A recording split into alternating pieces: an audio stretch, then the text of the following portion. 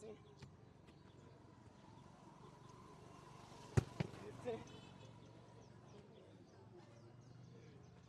16, 17, 18, 19. Last one.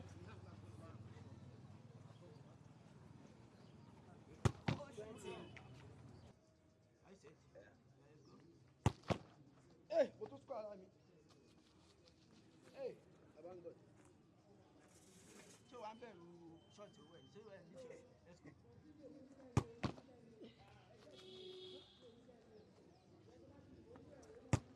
Hey! Oh, wait. Don't touch your leg. Hey. Hey.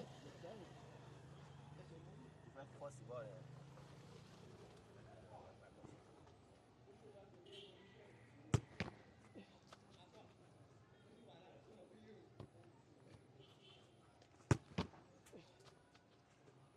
Five. Yes.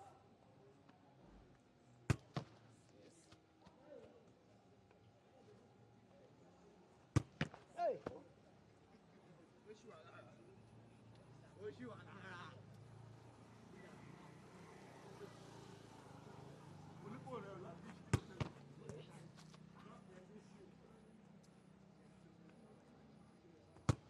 Hey.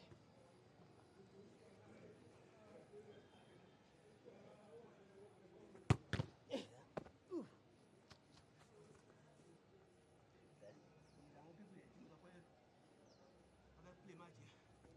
What is a politician? And registration me. Oh, late me. Send the passport. What's the giant? Giant Nick send the passport. What's a giant Ghana to pay? He send passport. Ẹ̀jẹ̀ náà ni passport ẹ̀ lè send ọjọ́ yẹn. What's that here? What's that here? Ọjọ́ Thursday. Later, my environmental. Wọ́n sáyé ìyá. Later, now I'm there. Ẹ mọ̀ pé tó máa ṣe ni wọ́n sọ pé wọ́n play mọ́ ní mini camp. Ipe kí n máa bọ̀ ní orílẹ̀ Coca.